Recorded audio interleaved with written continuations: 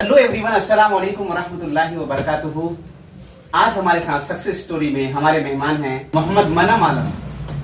जी हाँ, मोहम्मद मनम आलम जो है समेसर के हैं, नौशाद साहब के लड़के हैं। एक्चुअली जो खास बात इनकी ये है कि इन्होंने अपनी मेहनत और लगन से वो कर दिखाया जो हजारों बच्चों के सपने होते हैं। जी हाँ, इंडिया में हर साल बहुत सारे बच्चे बैठते हैं। 14 लाख बच्चे जेई में एग्जाम्स में बैठे थे और इंजीनियर के सपने को देखते हुए उनमें से बहुत कम को ही कामयाबी मिलती है।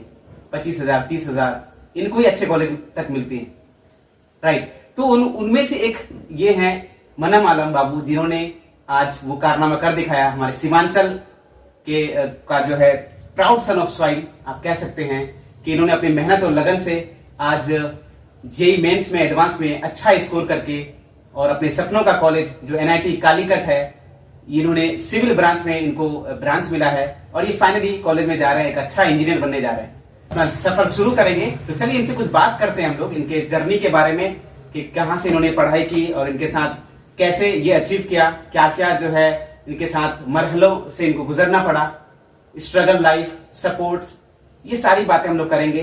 तो चलिए मनम बाबू, बहुत बहुत मुबारक हो आपको। आपने जो है जेई मेंस और एडवांस क्लियर किया और फाइनली आप इंजीनियरिंग कॉलेज में एनआईटी, जिसमें हजारों लोगों का सपना होता है, और आप उसमें जा रहे हैं। तो बताइए आप अपने बारे में थोड़ा बेसिक इंट्रोडक्शन दीजिए और अपने बेसिक एजुकेशन कहाँ से लिया, आपने सारी चीजें बताइए। सबसे पहले मैं आपका शुक्रगुजार हूँ कि आपने मुझे ये सर्फ हासिल आपने मुझे ये मौका दिया कि मैं आपके साथ कुछ चंद बातें कह सकूँ। मैं शुक्रगुजार हूँ अपने उस परवरदिगार का जो निहायत रहम वाला है, और मैं शुक्रगुजार हूँ अपने तमाम असातिज़ा का, अपने वालिदैन का, जिन्होंने मेरा हमेशा साथ दिया।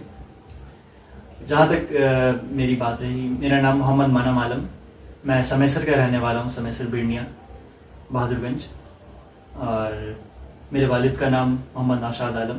और मैंने अपनी जो बेसिक्स तालीम जो मेरी बेसिक तालीम है, जो मेरी घर की तालीम है, वो मुझे अम्मी से मिली है। और मेरे वालिदैन ने मुझे बचपन से एक जो बेसिक तालीम होती है वो मुझे दिया। फिर मैं पैराडाइज मस्कट एकेडमी बहादुरगंज, वहाँ से मैंने सेकंड क्लास तक मैंने वहाँ पढ़ाई करी।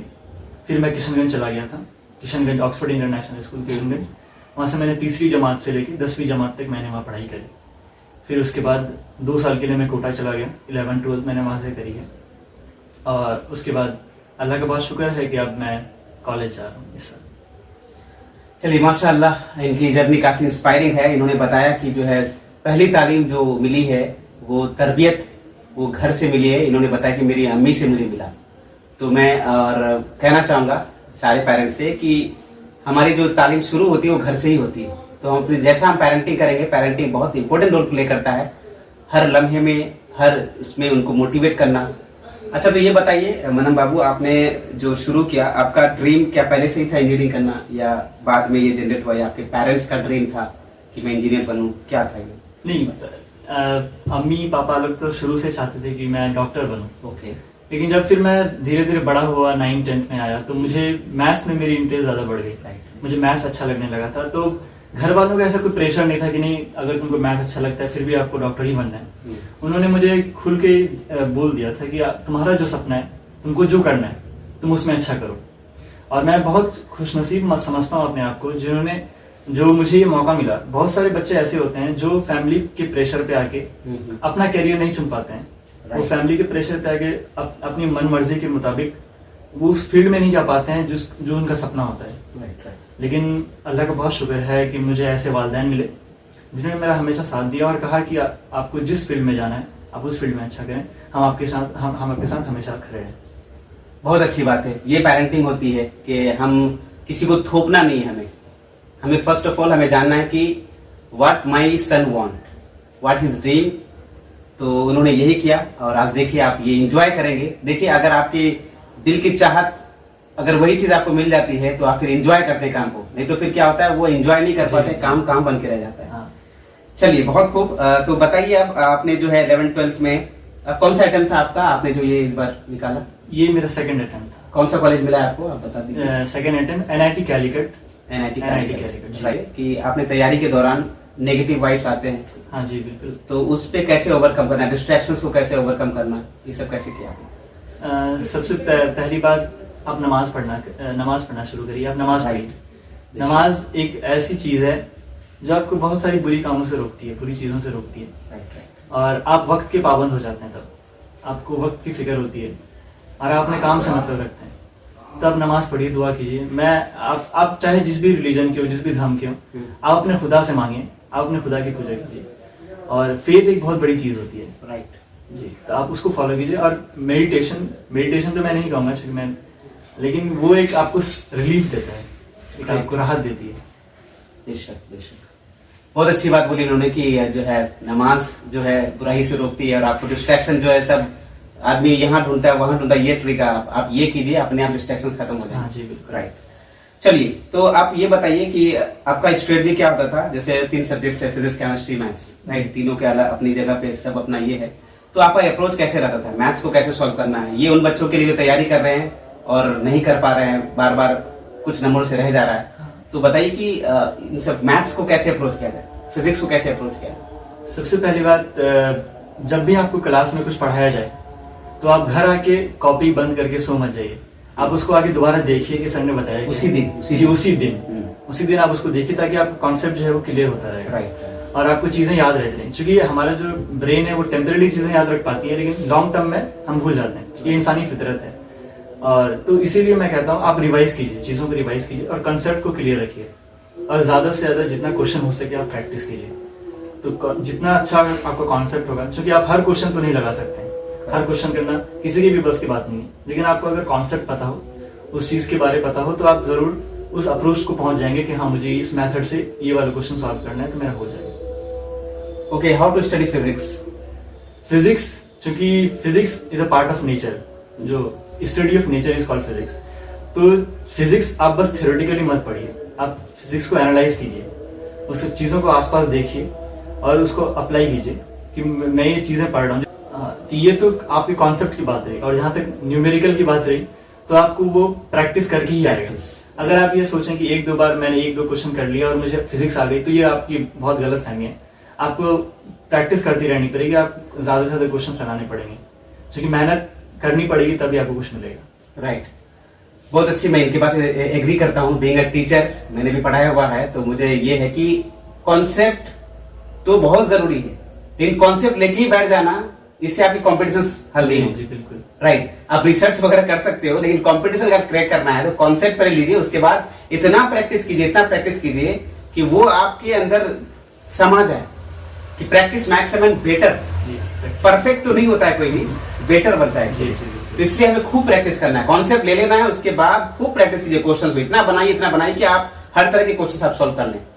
चलिए, तो अच्छा, केमिस्ट्री में फिजिकल, इनऑर्गेनिक, ऑर्गेनिक, ठीक है। इनऑर्गेनिक कैसे? इनऑर्गेनिक में क्योंकि रटना पड़ता है, याद करना पड़ता है, उसके लिए क्या अप्रोच किया आपने?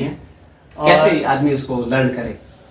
देखिए, इनऑर्गेनिक चूंकि आप जिस लेवल पे हमारी अभी मेंटेलिटी है, जिस हिसाब से हमारी सोचने की काबिलियत है, तो हम उसको एनालाइज नहीं कर सकते ज्यादा इनऑर्गेनिक। आपने कैसे किया इनऑर्गेनिक? जी, मैं वही बता रहा हूँ कि हम जैसे 11-12 के जो बच्चे होते हैं, वो ज्यादा इनऑर्गेनिक केमिस्ट्री को देख नहीं पाते हैं आपस में। बहुत सारे रिएक्शंस और बहुत सारी चीजें होती हैं जो आप तब नहीं देख पाते हैं, लेकिन आपको समझनी पड़ती है और आपको याद रखनी पड़ती है। तो आप वो याद रखिए, क्योंकि अगर आपको कॉम्पिटिशन में आगे बढ़ना है, आपको अगर वो क्रैक करना है, तो आपको उस मोमेंट पे याद रखनी पड़ेगी। अगर आपको उससे ज्यादा बेहतर जानना है, तो आप कॉलेज जाइए, कॉलेज में आके उस पर खूब रिसर्च करिए, खूब आगे जाइए, तो उसमें कोई बुराई नहीं है। लेकिन आपको तब आप उसको याद करिए, मेमोराइज करनी ही पड़ेगी आपको। मतलब ट्रिक्स, निमोनिक्स अपनाइए, जो भी आपका है, आप खुद से ट्रिक्स बनाइए, खुद से। आप दूसरों पे मत रहिए, सबका अपना अपना तरीका होता है, सबका अपना अपना पढ़ने का एक तरीका होता है। तो आप अपने आप खुद से, जो कि आपकी जो बनाई हुई चीजें हैं, वो आपको ज्यादा मदद करेगी। और केमिस्ट्री में एक बात यह है कि जो बेसिक चीज है, जैसे जीओसी हो गया, जी, ऑर्गेनिक के लिए बहुत इंपॉर्टेंट है, और आपका स्ट्रक्चर ऑफ एटम और केमिकल बॉन्डिंग, इनका यूज हर जगह है ना, बिल्कुल। हर जगह इन चैप्टर्स को आपको वो कर लेना है। कुछ चैप्टर जैसे इलेक्ट्रोकेमिस्ट्री, ये अपने आप में इसका किसी से कोई ताल्लुक नहीं है, लेकिन कुछ चैप्टर जैसे स्ट्रक्चर ऑफ एटम है, केमिकल बॉन्डिंग है, पीरियोडिसिटी है, ये सब चीज आपको कमांड अच्छे से कर लेना है, तब जाके आगे आपके कॉन्सेप्ट्स की बाकी जो मेजर रिएक्शंस होते हैं। ऑर्गेनिक्स में आपका जीओसी हो गया, जीओसी का जो कॉन्सेप्ट है, बेसिक्स। चलिए, बहुत अच्छी बात है। तो आप ये बताइए कि आप सोशल मीडिया से कितना दूर थे आप, और कितना क्या वो इफेक्ट करता है स्टडीज में? जी देखिए, कहने की बात है, लेकिन सोशल मीडिया आपको किसी हद तक ना किसी हद तक इफेक्ट जरूर करता है। वो एक चीज है, डिस्ट्रैक्शन, आप मानिए ना मानिए, वो आपको डिस्ट्रैक्ट करेगी कभी ना कभी।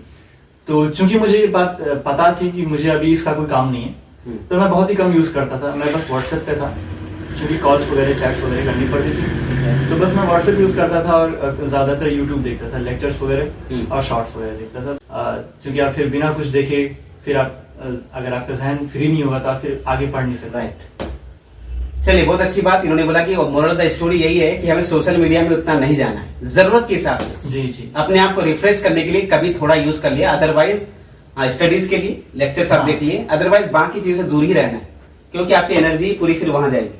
Actually technology is a boon, but it's a curse too. Right. अगर आप उसको अच्छे से इस्तेमाल करेंगे तो आपके लिए बून है, लेकिन आप अगर उसको आप गलत तरीके से इस्तेमाल करेंगे तो आपके लिए कर्स ही है वो। करेक्ट जी, तो इसके लिए आप अपने मेंटोर चूज कर सकते हैं, उन्हें बताइए कि कैसे कितना इस्तेमाल करें, तो आपको बेहतर बताएंगे, आप खुद उसको जज नहीं कर सकते। चलिए अच्छी बात है। तो आप ये बताइए पेरेंटिंग सपोर्ट के बारे में कैसा रहा, कितना इंपॉर्टेंट है पेरेंटिंग का सपोर्ट, पेरेंट का सपोर्ट होना ड्यूरिंग द प्रिपरेशन? अल्हम्दुलिल्लाह, मैं बहुत खुशनसीब समझता हूँ अपने आप को, जो मुझे ऐसे वालिदैन मिले जिन्होंने हमेशा मेरा साथ दिया। और एक जो फैमिली सपोर्ट होता है वो आपको एक अंदर से कॉन्फिडेंस देता है कि मेरे पीछे कोई खड़ा है, और मुझे हमेशा मेरे पीछे कोई खड़ा है और मुझे साथ देने वाला है। अगर मैं कभी तनहा भी पड़ जाऊं किसी चीज में, अगर मैं अकेला रह जाऊं, तो मेरे घर वाले हैं जो मुझे समझा सकते हैं, जो मुझे हौसला दे सकते हैं कि नहीं तुम कर सकते हो। तो पेरेंटिंग बहुत जरूरी चीज है, फैमिली का सपोर्ट हमेशा आपको एक आगे की राह पर आगे ले जाती है, बहुत जरूरी चीज है। राइट, मतलब वो कॉन्सेप्ट्स तो नहीं बताएंगे कि आप ये वाला पढ़ो ये वाला पढ़ो, लेकिन आपको कॉन्सेप्ट्स को जमने के लिए आपको एक मोरल सपोर्ट देंगे, जो कि एक दवा की तरह काम करता है, दुआ और दवा दोनों। तो इसलिए हम सारे पेरेंट्स से कहना चाहिए, आप बच्चों को पढ़ाते हैं, कितना फीस देते हैं, लेकिन आपकी फीस जितना इम्पोर्टेंट उतना ही इम्पोर्टेंट आपसे उसका ताल्लुक, उसको जो उनका टफ टाइम है उसको सपोर्ट करना। हाँ जी। चलिए इनके साथ ये हुआ, और मैंने जितने भी देखे हैं सबके साथ ऐसा हुआ। एक आफ्ताब जो नीट टॉपर था, जी, शोएब आफ्ताब, मतलब कुछ महीना कई महीना तो उसकी मम्मी उसके साथ थी त्रिकोटा में, उस रूम में।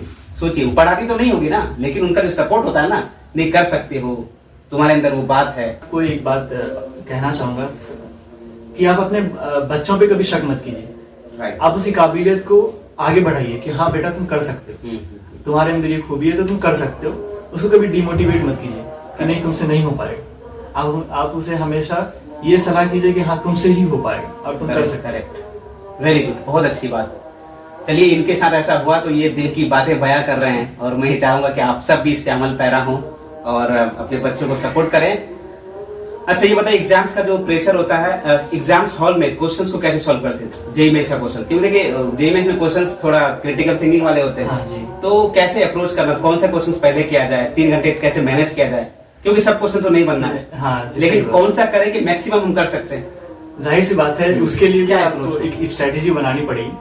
अगर आप डायरेक्ट एग्जाम हॉल में जाके बैठ जाओ और कहें कि मेरा टाइम मैनेजमेंट नहीं हो रहा है, तो वो फिर बेवकूफाना बात है, वो आप स्टूपिडिटी है। तो इसका सोल्यूशन मूव टेस्ट करें। एक सॉल्यूशन ये है कि आप जितने से ज्यादा जितना हो सके आप PYQ सॉल्व कीजिए, प्रीवियस ईयर क्वेश्चंस।